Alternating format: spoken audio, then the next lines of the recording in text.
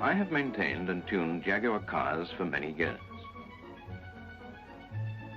The remarkable performance and high standard of finish of each successive model has always impressed me. Every component is perfectly made, and only high-quality materials are used. Although fully aware of this, I was surprised when I visited their factory at Coventry and found out exactly how much thought, care and thoroughness went into every car produced. I had been looking forward to my visit, and it turned out to be a fine morning.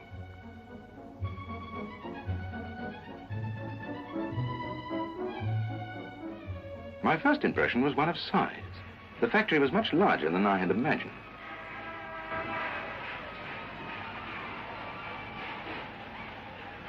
It soon became quite clear how they were able to produce such a fine motor car in large numbers.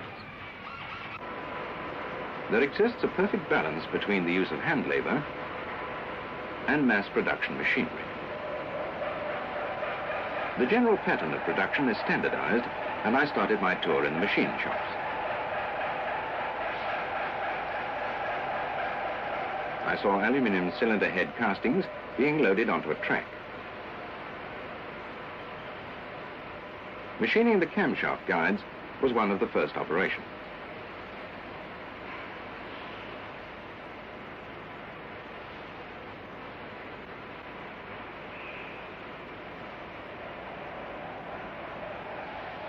Then machining of hemispherical combustion chambers one by one ensures they are all of the same capacity and are smoothly finished.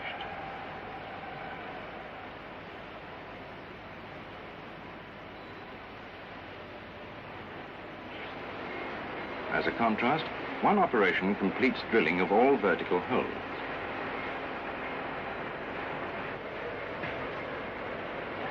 By heating the head in an oven, the metal is expanded, which allows the hard steel valve and tappet guides to be inserted.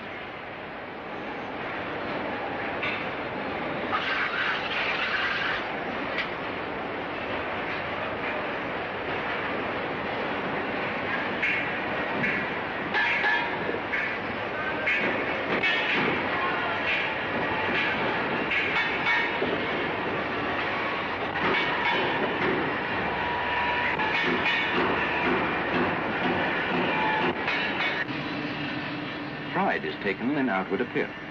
All burrs are removed and the head polished until it shines.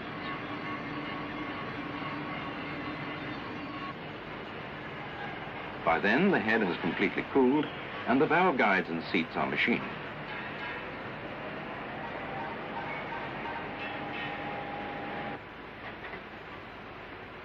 High-pressure water jets are used for cleaning, and swarf is blown away by compressed air.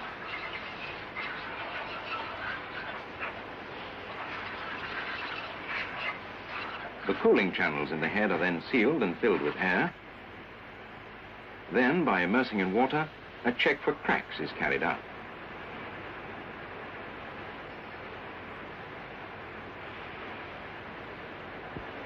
Finally, a thin skim is taken off the face.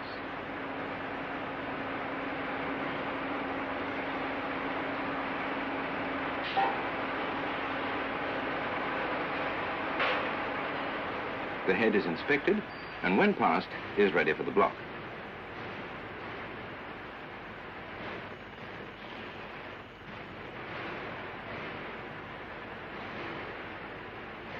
Cylinder blocks of high-grade cast iron are manufactured to the same degree of accuracy, with most of the work carried out by precision machines.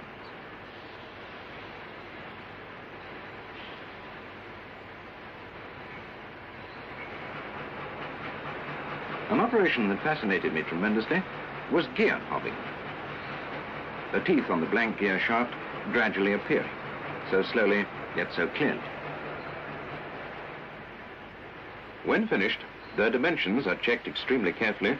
Every face and angle is measured to within 0.02 of an inch.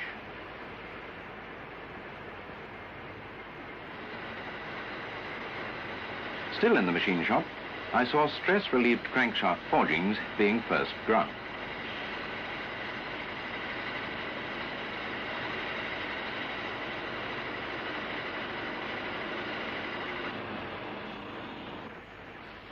Then the main bearings being machined to the highest degree of accuracy with one man controlling two machines. I noticed big end journals being machined in a similar way and to the same degree of accuracy.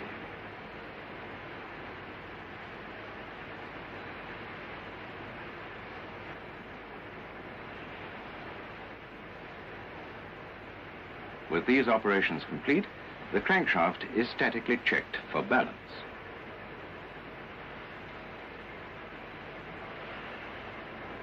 Any excess metal is removed from the webs and the shaft is checked again.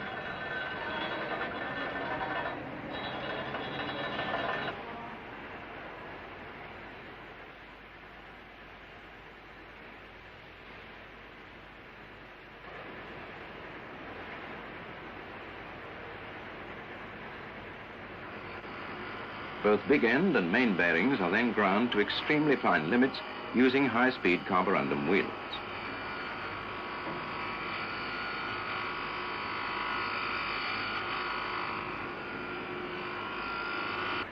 Next, all oil flow holes on big end journals are countersunk with a hand file.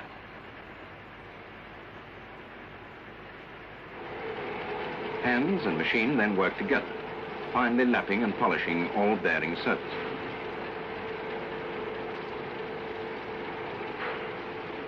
A specially prepared ink solution is then poured over the shaft, which is magnetized. This makes even the smallest crack visible to the naked eye, ensuring that only perfect crankshafts are used.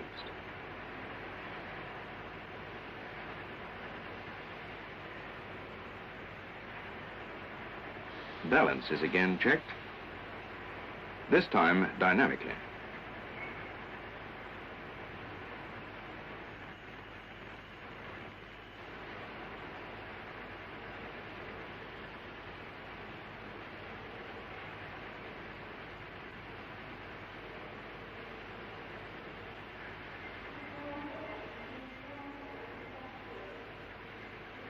Once more, any remaining surplus metal is removed from the webs until a perfect balance is obtained.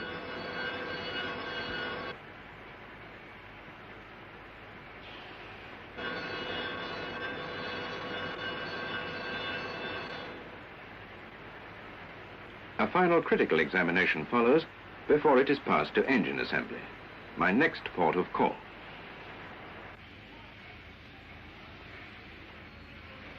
The main assembly track is fed by several sub-assembly areas.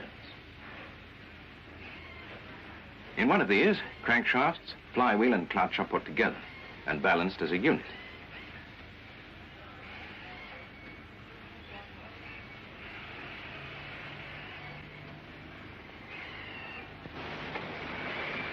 Each part is numbered.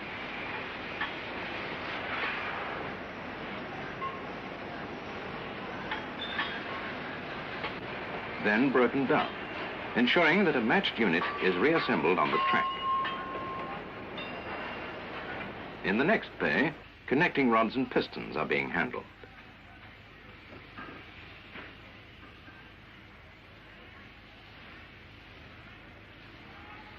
Connecting rods are sorted into different weight groups to within a maximum tolerance of 2 drams.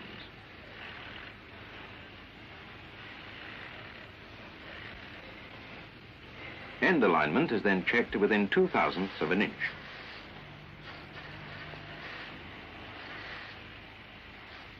Finally, end balance is measured. This also subdivides the connecting rods into matched sets of 6. The fit of the gudgeon pin depends much on the skill of the operator. It must be the correct fit at normal room temperature. Pistons are grouped into 6s, and matching sets of connecting rods and pistons are fitted together.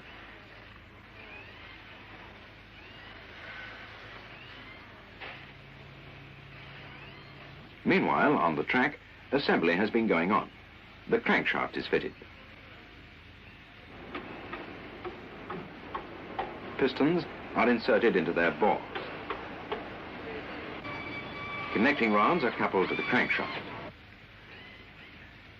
The sump is fitted.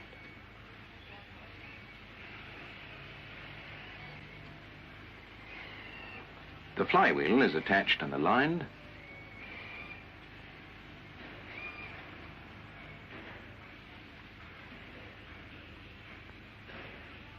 And the clutch is bolted into position.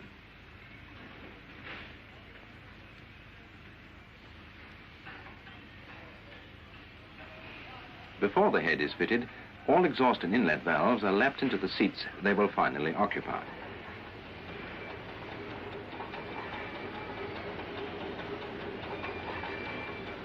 The twin overhead camshafts have always interested me, and I found that Jaguars were the first to manufacture such an engine in large numbers.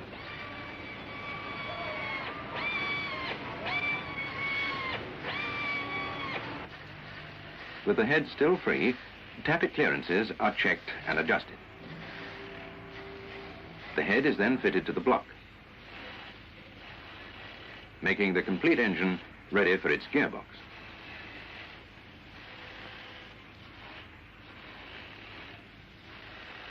Each gearbox is individually assembled, and the dexterity of the operator makes the job seem easy.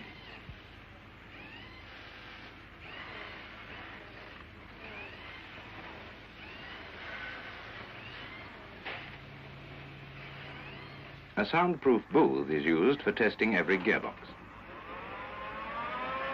Sensitive ears listen for peculiarities during an acceleration and braking run.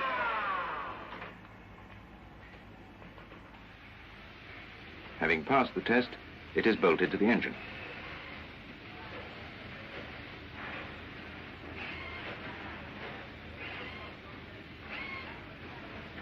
Then, together with the sump, it is filled with oil.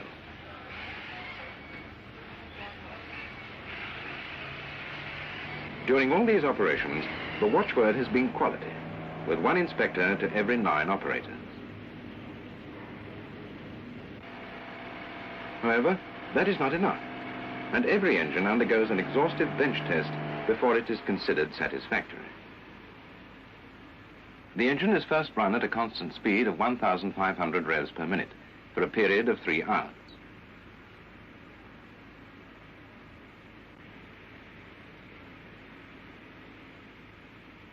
Then, at various speeds and loads, up to a maximum of 3,500 revs per minute.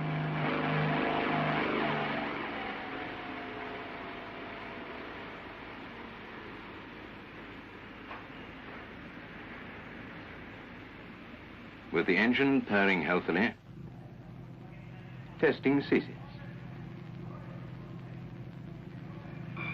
The oil is drained off, the sump is cleaned out and reassembled, and the unit is ready for main assembly. Moving to the main shop, I saw various chassis details being assembled. The front axle and suspension are first built up as a unit.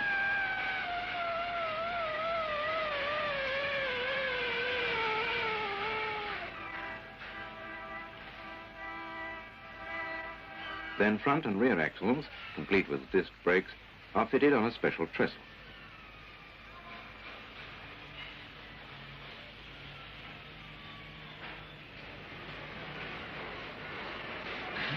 Followed by the engine and gearbox.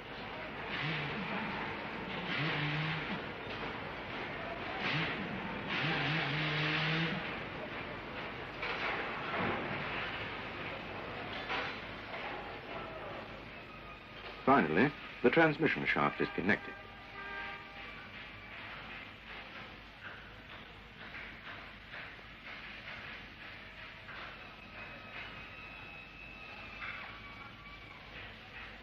The complete unit is then inspected. Before seeing the components fitted into the body, I had a look round the paint shop. This installation uses the most modern equipment and the latest production line techniques. The bodies are mounted on trestles which rotate through 360 degrees, enabling easy access for inspection and later spraying.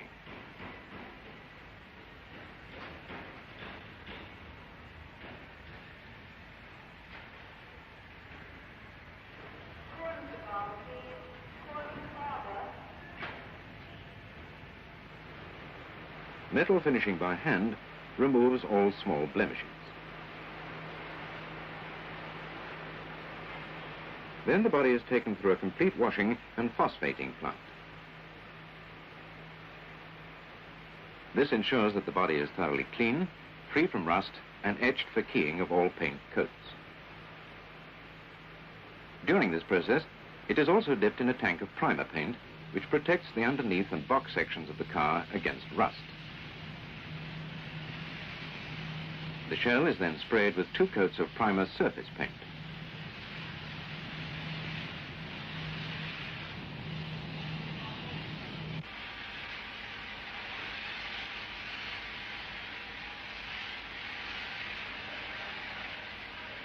The underside is then sprayed with a sound deadening and protective under-seal compound. The body is rubbed down, a sealer coat is applied, and the body is baked.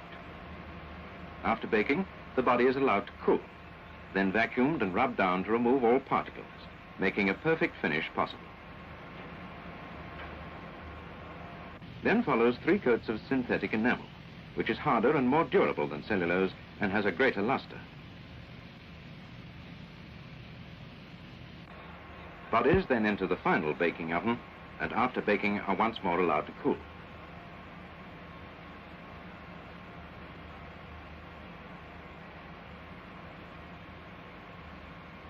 A detailed inspection follows, and even if only a minute flaw is detected, the whole process is repeated until the rigid inspection is passed. Spraying completed, the body passes to an assembly track.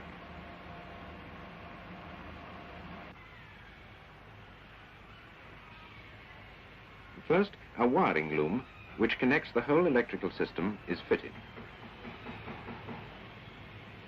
Then sound-absorbing and heat-insulating felt is fixed inside the shell.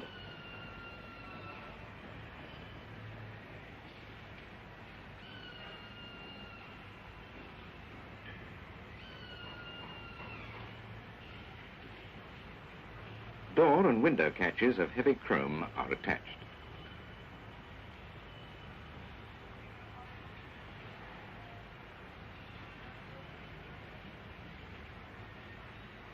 Insertion of the windscreen followed, and I stepped in to take a closer look.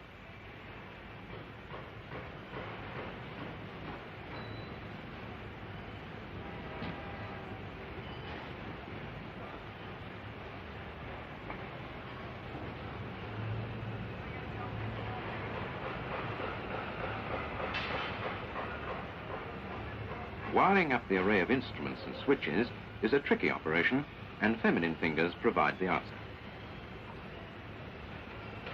At the end of this track, a finishing touch. That distinguished radiator is fitted.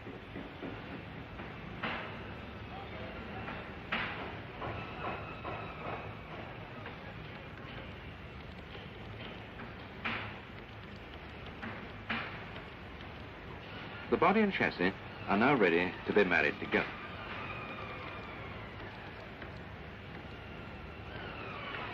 Mounting pads are used to help insulate the body from vibration.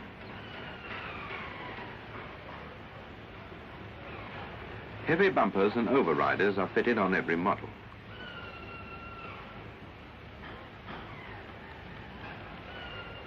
An adjustable steering wheel is also fitted.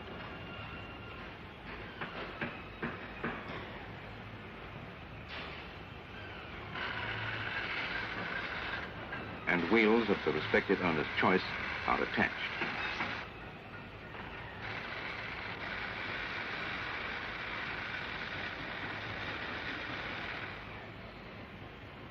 The car can now stand on its own 4 wheels for the first time.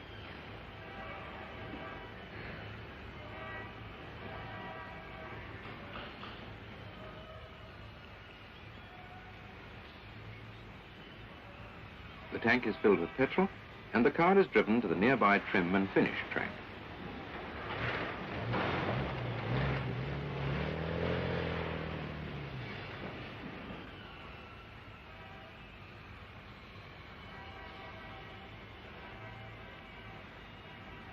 Trimming at this late stage avoids damage to the car's interior during manufacture and is unique in car production.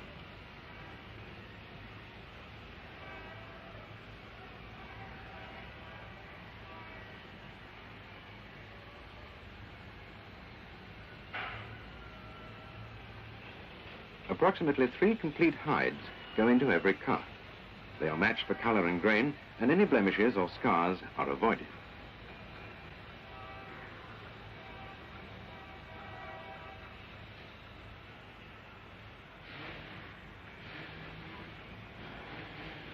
All leather-covered parts are prepared in a separate trim shop, employing a very high proportion of craftsmen. Returning to the track, I found door panels being fitted.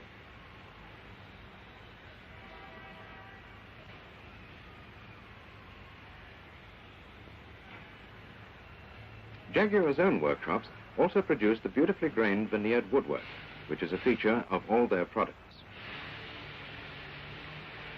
The woodwork is carefully matched into sets and is different in each motor car. The floor is covered with thick carpets, which have been tailored in matching colors.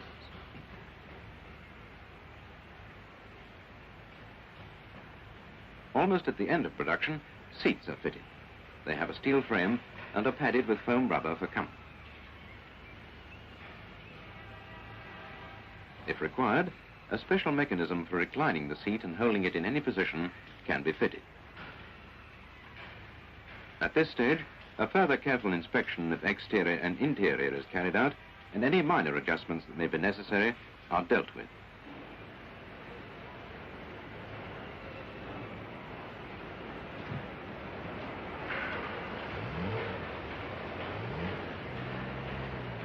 The sleek, purring motor car is now ready to see the light of day for the first time.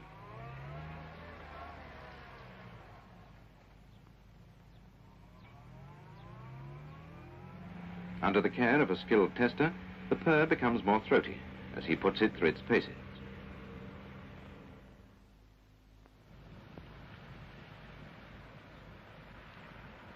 Every car completes at least 30 miles on the road, and minor adjustments are made during the run.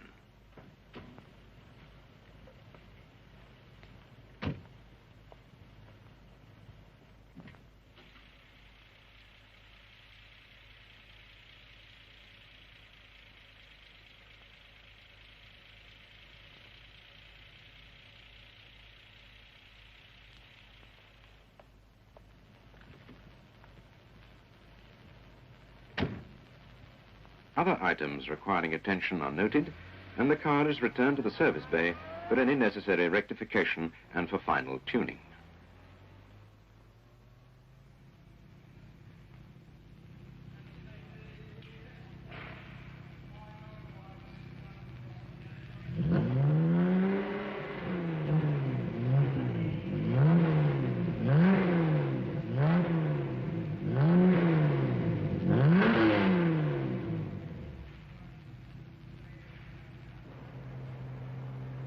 A further trip is then made on the open road with a different tester at the wheel, and only when he is satisfied all is well does he return to the factory.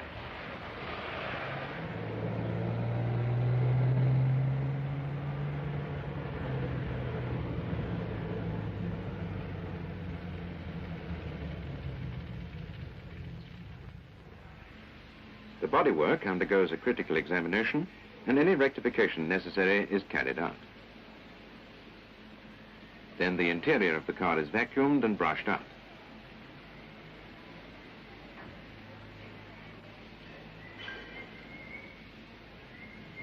The whole body is polished by hand until it gleams.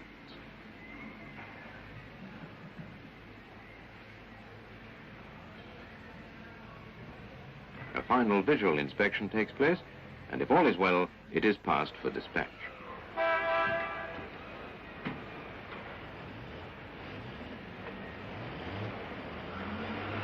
Now ready for its lucky owner, it will be delivered within a day or so.